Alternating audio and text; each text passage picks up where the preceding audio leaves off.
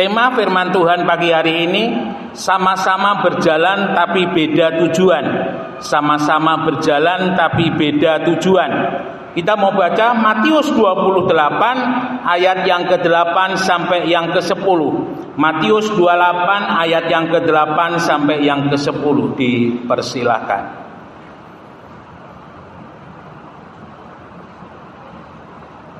Matius 28 ayat 8 sampai 10.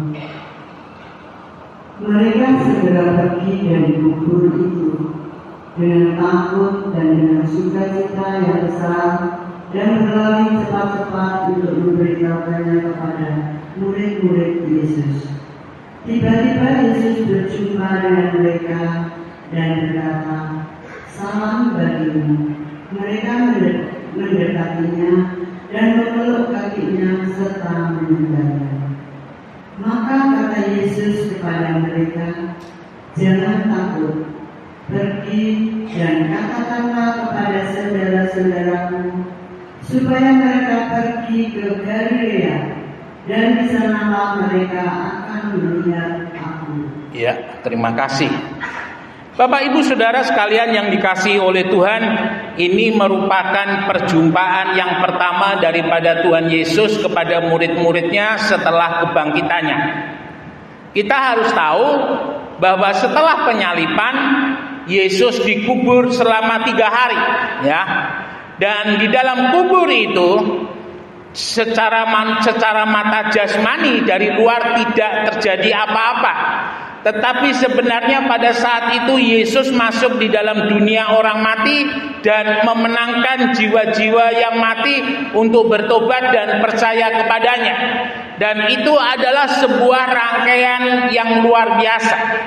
Nah, Bapak Ibu Saudara sekalian yang dikasihi oleh Tuhan, dan pada hari yang ketiga Yesus bangkit dari kubur. Mengapa kebangkitan Yesus itu perlu? Mengapa kebangkitan Yesus itu harus?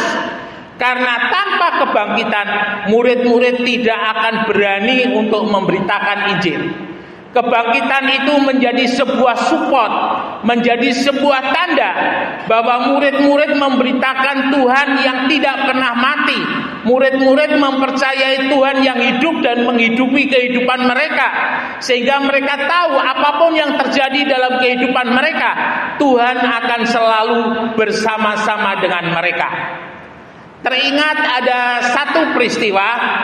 Pada saat itu ada sekitar 39 orang yang hendak menjalani eksekusi dari pemerintahan Romawi, yang lalu pernah saya sampaikan melalui ini ya, di grup Alpha Omega.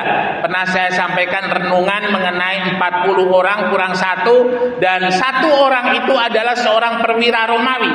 Ketika dia melihat, ketika dia tahu ada satu mahkota yang belum ada orangnya, cepat-cepat dia meninggalkan pakaiannya dan dia bergabung dengan 39 orang yang ada pada saat itu, sehingga dia menjadi martir yang ke-40 dan dia menerima mahkota. Bapak Ibu Saudara yang dikasihi oleh Tuhan, ketika kita mengingat peristiwa penyaliban daripada Tuhan, yang terjadi secara manusiawi adalah kengerian, ya. Bagaimana Yesus dicambuk sedemikian rupa, Yesus memikul salib kurang lebih 3 kilometer dari tempat dia diadili oleh Pontius Pilatus sampai di Bukit Golgota. Nah, setelah di sana dia mulai dipaku tangan dan kakinya, baru kemudian salib ditegakkan. Saya tidak bisa membayangkan ketika salib itu berdiri, artinya beban tubuh itu mulai bertumpu di kedua tangan, lalu kemudian di kaki. Itu menanggung semua beban berat yang ada di dalam diri Yesus, dan itu menjadi secara manusiawi merupakan penderitaan yang luar biasa. Bapak Ibu Saudara yang dikasihi oleh Tuhan, tetapi kita boleh melihat bagaimana semuanya itu dilakukan oleh Yesus karena cinta. Itu semua dilakukan oleh Yesus karena Yesus mengasihi kita, ya. Bagaimana mungkin orang yang tidak bersalah menjadikan dirinya bersalah? Orang yang tidak berdosa menjadikan dirinya dijadikan berdosa. Dia tanggung semua kutuk dosa dan itu semuanya ditanggung dan dialami oleh Tuhan. Ada sebuah kisah yang lalu menjadi kisah yang seringkali saya sampaikan ketika saya ada di Malaysia. Dan kisah itu sangat memberkati di sekolah daripada Pastor Kevin Gunn. Jadi dia punya sekolah SD, SMP sampai SMA. Dan setiap sekolah itu tingkatannya dia ngikutin kelas saya, jadi ngikutin ibadah. Jadi jam sekian sampai jam sekian itu SD, lalu kemudian diganti SMP, lalu kemudian diganti SMA. Dan setiap sesi itu jumlah muridnya itu saya hitung tuh lebih kurang itu ada 1.000 saudara. Jadi satu aula penuh. Lalu kemudian saya menyampaikan topik ini, Yesus menjadi pengganti. Di mana di situ saya bercerita ada 2 orang anak kembar di sebuah panti asuhan dan dia diambil oleh keluarga yang berbeda. Yang satu keluarga hamba Tuhan, yang satu keluarga gangster gitu kira-kira. Nah, keluarga yang daripada hamba Tuhan ini di kemudian hari anaknya menjadi seorang hamba Tuhan. Dan daripada keluarga gangster ini anaknya menjadi seorang penjahat yang luar biasa. Singkat cerita, anak daripada yang ikut keluarga gangster ini dia divonis dijatuhi hukuman mati. Dan tanpa disengaja anak daripada hamba Tuhan ini diberi tugas untuk melayani terdakwa yang akan dihukum mati. Bapak Ibu Saudara, ketika anak daripada keluarga hamba Tuhan dan sekarang dia menjadi hamba Tuhan, dia berkunjung ke tempat daripada anak gangster ini. Mereka terkejut karena mereka melihat wajah yang berbeda tetapi dengan rambut yang agak sedikit berbeda, ya. Dia melihat tubuhnya juga sama, tangan-tangannya juga sama, tetapi oleh karena situasi dan kondisi bentuk kekaknya mungkin sedikit berbeda. Nah, setelah itu mereka mulai bercakap-cakap dari mana asal mereka dan bagaimana keluarga mereka. Dan singkat cerita, anak daripada keluarga hamba Tuhan ini mengatakan, kamu mau bebas? Dan anak gangster ini mengatakan, kalau ada kesempatan, aku masih mau memperbaiki diri. Bapak Ibu Saudara yang dikasihi oleh Tuhan, setelah daripada kisah itu, anak daripada hamba Tuhan ini mengatakan kita bertukar pakaian. Anak gangster itu terkejut, tetapi dia juga lakukan, dia bertukar pakaian daripada anak gangster dipakai kepada hamba Tuhan dan pakaian hamba Tuhan dipakai oleh anak gangster ini. Lalu kemudian setelah waktunya untuk dijatuhi hukuman mati, mereka kemudian berpisah. Bapak Ibu Saudara, ketika keluar dari penjara, anak gangster ini dia menangis, Tuhan, oleh karena kasih-Mu, hari ini aku boleh bebas, tetapi ada orang yang berkorban untukku. Dan itu juga yang terjadi atas kehidupan kita. Kita bebas karena Yesus berkorban untuk kehidupan kita. Setiap kali saya melihat tayangan film The Passion of Christ dan situ ada kata tetelestai, sudah selesai, sudah genap, sudah dibayar lunas. Dan itu yang terjadi. Dan ketika bunyi tembakan 3 kali didengar, anak gangster ini terkejut dia, ya. Artinya dia betul-betul sudah bebas dan sesuai dengan janjinya dan tekadnya, dan lewat pengorbanan hamba Tuhan yang sudah ditembak mati tadi, anak gangster ini dia bertobat. Dia menjadi orang yang mau dipulihkan karena dia ingat bahwa kalau dia sungguh-sungguh nanti ketika dia mati dia akan bersama-sama dengan hamba Tuhan tadi. Nah, Bapak Ibu Saudara yang dikasihi oleh Tuhan, dan itu yang terjadi sebenarnya di dalam kehidupan kita. Kematian daripada Tuhan Yesus memberikan pengharapan yang baru di dalam kehidupan kita. Lagu Amazing Grace, dulu aku buta sekarang melihat. Dulu aku yang tidak tahu, sekarang aku tahu. Ya. Dan itu yang Tuhan lakukan atas kehidupan kita. Oleh karena pengorbanannya, hari ini kita bisa melihat. Hari ini kita bisa berjalan kepada jalannya. Jalan yang dipimpin oleh Tuhan. Jalan yang ada di dalam damai sejahteranya. Bapak Ibu Saudara, ada beberapa hal yang menarik ketika Tuhan Yesus memerintahkan atas murid-muridnya yang bertemu dengan Tuhan di kubur, ya. Jadi murid-murid ini bertemu dengan Tuhan ternyata tidak di kafe, ya, tetapi di kuburan. Dan luar biasa, di sana Tuhan Yesus berjumpa dan mengatakan salam bagimu. Mereka mendekat dan memeluk kakinya serta menyembahnya. Dan Yesus berkata mereka jangan takut. Jadi rupanya pertama kali ketika murid-murid melihat Tuhan Yesus yang sudah bangkit, mereka menjadi takut. Jadi artinya fenomena kebangkitan Tuhan itu adalah sesuatu hal yang baru. Sehingga secara manusiawi mereka menjadi takut. Tetapi dari sana mereka juga menjadi semakin yakin bahwa kuasa kematian tidak bisa menguasai Yesus. Nah, Bapak Ibu Saudara yang dikasihi Tuhan, Yesus katakan pergi dan katakanlah. Artinya berita tentang kebangkitan Yesus harus disampaikan kepada murid-murid yang lain. Ada 120 murid-murid yang menerima berita kebangkitan daripada Tuhan. Dan mereka adalah yang dipenuhi oleh Roh Kudus di atas loteng Yerusalem. Dan setelah itu mereka pergi. Nah, Bapak Ibu Saudara yang dikasihi oleh Tuhan, ada hal yang menarik. Ternyata tidak hanya Yesus dan murid-muridnya yang berkumpul dan Yesus memerintahkan murid-muridnya untuk pergi memberitakan kebangkitannya. Tetapi ada kelompok yang lain, mereka juga memerintahkan kepada murid-murid atau orang-orang suruhannya untuk pergi memberitakan berita kebohongan. Kita lihat di dalam pasal 28 tadi, ayat yang ke-11 sampai 14. Silakan dibacakan, Bu. Matius 28 ayat yang ke-11 sampai 14.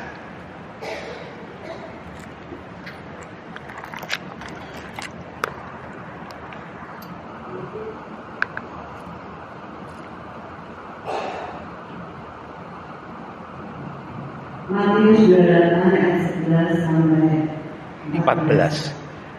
Ketika mereka di tengah jalan, datanglah beberapa orang dari penjaga itu ke kota dan memberitahukan segala yang terjadi itu kepada imam-imam kepala.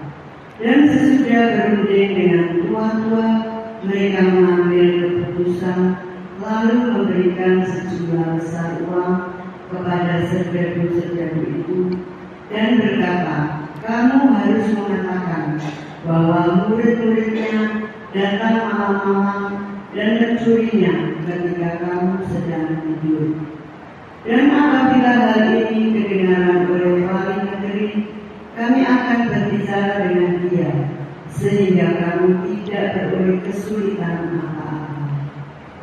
Ya, satu kisah bohong yang menyebar luar biasa dan melemahkan iman Kristen mengenai bahwa yang disalib itu bukan Yesus tetapi orang lain yang menyerupai Yesus. Itu ditulis oleh seorang yang bernama Barnabas dan itu dikenal sebagai Injil Barnabas. Nah, Bapak Ibu Saudara, kisah yang compang-camping yang dikatakan sebagai Injil. Jadi kisahnya itu dibolak-balik sedemikian rupa, tidak cocok dengan apa yang kita punya dengan Injil yang kita punya Matius, Markus, Lukas dan Yohanes. Itu kalau boleh saya katakan tulisan daripada Barnabas itu dicomot dari sana kemari dan tidak sesuai dengan data real yang ada dan kondisi yang terjadi pada saat itu. Nah, di dalam Injil Barnabas ini yang kurang lebih sekitar tahun 400, tahun 500 sesudah Tuhan Yesus atau sesudah kenaikan daripada Tuhan Yesus. menceritakan semua hal yang bertolak belakang dengan kenyataan yang ada, ya. Jadi kalau seandainya Bapak Ibu Saudara di debat keberadaan Yesus seperti Injil Barnabas, supaya Bapak Ibu Saudara tahu betul-betul bahwa yang disalib dan dibangkitkan itu hanya satu orang, yaitu Tuhan Yesus Kristus, tidak ada yang lain. Dan itu menjadi satu hal yang melemahkan sekali. Nah, Bapak Ibu Saudara, mungkin kita berpikir bagaimana Barnabas ini, penulis Injil Barnabas itu bisa mempunyai alibi, bisa mempunyai pemikiran seperti yang ada di dalam bukunya itu. Nah, salah satunya ini adalah dusta daripada Mahkamah Agung. Jadi ketika para penjaga, karena yang menjaga kubur Yesus itu tidak hanya prajurit Romawi, tetapi juga prajurit daripada Imam Kayafas, ketika terjadi gempa bumi yang luar biasa dan pintu kubur itu terbuka, mereka lari, ya. Jadi prajurit Romawi dan prajurit Imam Kayafas ini ketika melihat akan hal itu, dia lari takut, ya, dengan apa fenomena yang terjadi pada saat itu. Kemudian mereka lapor kepada imam-imam, dan imam-imam ini luar biasa.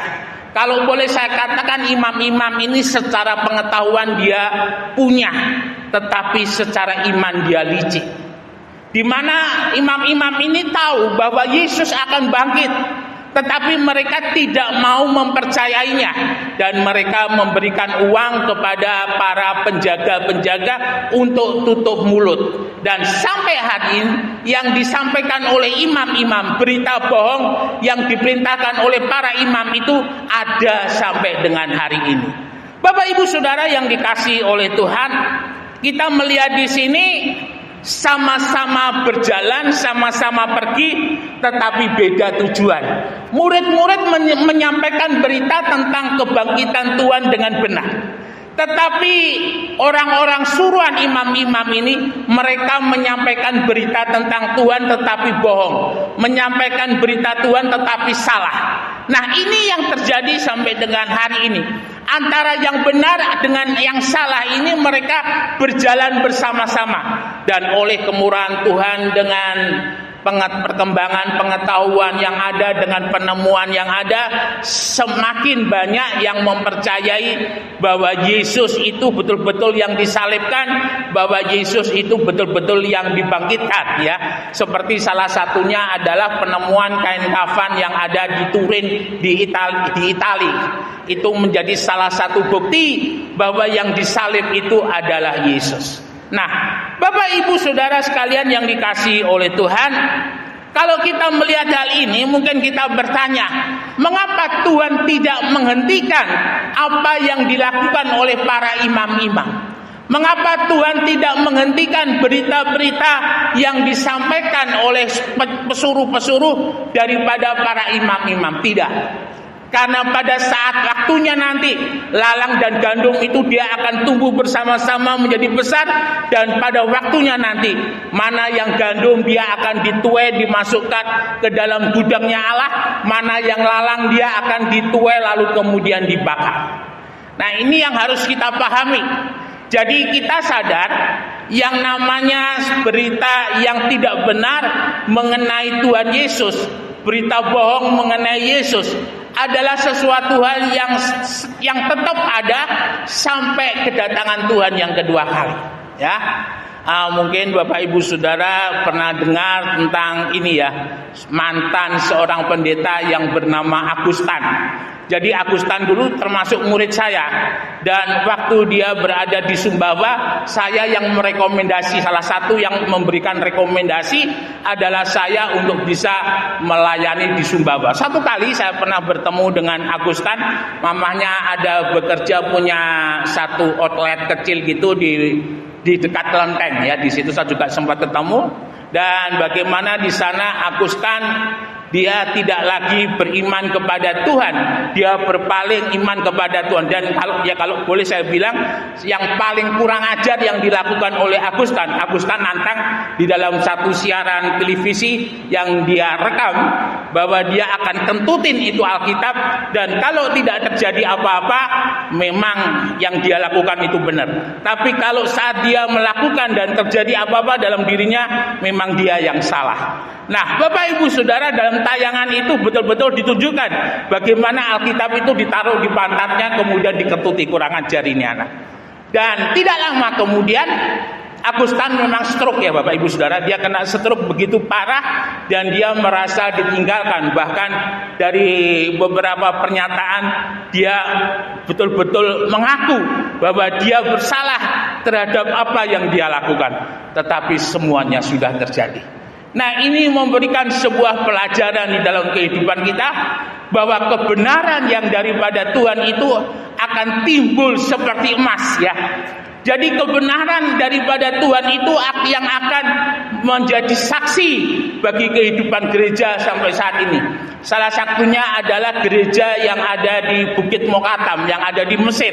Itu menjadi salah satu saksi bagaimana Tuhan pernah mempertunjukkan kepada salah satu khilafah untuk melihat bagaimana gereja yang ada di Bukit Mokatam yang ada di Mesir itu naik, ya, naik diangkat, lalu kemudian dia melihat sinar matahari. Jadi artinya memang sudah tidak menyentuh tanah itu bukit, dan pergi berjalan kurang lebih sekitar 3 km. Dan itu menjadi satu saksi yang luar biasa. Jadi kalau saudara mendengar ada lagu-lagu praise berbahasa Arab, itu adalah lagu-lagu praise yang banyak dirilis di Mesir ya. Jadi logat Arabiknya itu adalah Arabik yang dari Mesir. Bapak Ibu Saudara yang dikasihi oleh Tuhan, mereka pergi bersama-sama tetapi dengan tujuan yang berbeda. Dan yang berikut yang Tuhan ajarkan di dalam kehidupan murid-murid adalah katakanlah. Artinya berita yang mereka lihat itu harus mereka sebarkan, harus mereka katakan. Dan mereka telah melihat Yesus dan mereka mengatakan bahwa mereka telah melihat Yesus dan mereka telah menyentuh Yesus, bahwa itu sungguh-sungguh Yesus. Yang luar biasa, yang memang tunjukkan Tuhan kepada murid-muridnya, cocok seperti kepada ini ya, Thomas. Cocok jari tanganmu di bekas luka tangan, di bekas luka kaki, di lambung, Tuhan suruh pegang. Apakah itu betul-betul berlubang atau tidak? Dan Thomas menyatakan itu sungguh-sungguh berlubang. Dan karena itu berlubang sesuai dengan tempat di mana Yesus memang ditusuk lambungnya, ditusuk tangannya, ditusuk kakinya, yang menunjukkan Yesus beda yang lain dengan yang lain. Karena kaki Yesus tidak diremukan, tetapi dua penjat di samping kanan kiri Yesus kakinya diremukan, dan itu yang membedakan luka daripada Yesus dengan luka dua penjahat yang lainnya. Nah, Bapak Ibu Saudara yang dikasihi oleh Tuhan, ini menjadi sebuah fakta yang luar biasa. Bagaimana Yesus menunjukkan kepada mereka Yesus bangkit, Yesus hidup, dengan bukti-bukti luka yang mereka raba, yang mereka lihat dan mereka raba, bahwa itu adalah benar-benar Yesus. Bapak Ibu Saudara yang dikasihi oleh Tuhan, kalau kita mengingat di dalam kehidupan daripada perjalanan umat Tuhan pernah mereka tidak mempercayai akan firman Tuhan, yaitu pengalaman 2 juta orang ketika mereka sudah melihat yang namanya tanah perjanjian. 10 pengintai bahkan mereka sudah menikmati buah yang ada di tanah perjanjian. Dan kalau sekarang mungkin diperkirakan tempat itu adalah Yeriko. Yeriko itu memang penghasil buah yang luar biasa. Jadi ketika saya ke sana itu ada outlet itu, jual buah-buahnya itu cepat termasuk komplit ya. Jadi saya coba incip sedikit aja. Nah, tetapi 10 pengintai ini dia meyakinkan kepada bangsa Israel, tanah yang kami lihat itu memang subur, tetapi yang hidup di sana itu adalah bangsa-bangsa raksasa. membuat 2 juta orang itu menjadi takut dan mereka katakan, Musa, bawa kami kembali ke Mesir. Bapak Ibu Saudara yang dikasihi oleh Tuhan, perjalanan yang sudah lebih kurang 40 hari, mulai dari Mesir menyeberangi Laut Tebro, lalu mereka di padang gurun sampai mereka di perbatasan tinggal masuk ke tanah perjanjian, mereka menolak. Ini adalah sebuah kenyataan yang sangat menyakitkan. Orang-orang Israel mereka lebih mempercayai berita bohong dari 10 pengintai, tetapi mereka tidak mempercayai yang dikatakan oleh Kaleb dan Yusak yang mengatakan, jangan takut, Tuhan beserta kita akan masuk, kita akan merebut tanah itu. Dan itu juga yang hari ini boleh menjadi pegangan di dalam kehidupan kita. Iman adalah mempercayai sesuatu yang belum kita lihat, kita percayai. Iman adalah mempercayai apa yang dijanjikan oleh firman Tuhan. Karena yang dijanjikan oleh firman Tuhan itu iya dan amin. Orang percaya ketika dia mempercayai firman, dia mempercayai janjinya Tuhan. Dan ketika dia mempercayai janjinya Tuhan, dia menerima apa yang Tuhan katakan. Ini yang sungguh-sungguh boleh menjadi pegangan di dalam kehidupan kita, bahwa firman Allah itu iya dan amin, hidup sampai selama-lamanya. Immanuel, Yesus sudah bangkit, kita menang, Tuhan Yesus memberkati, beri kemuliaan bagi nama Tuhan. Mari kita sama-sama bangkit berdiri, dipersilakan WL Singer, pemain musik, untuk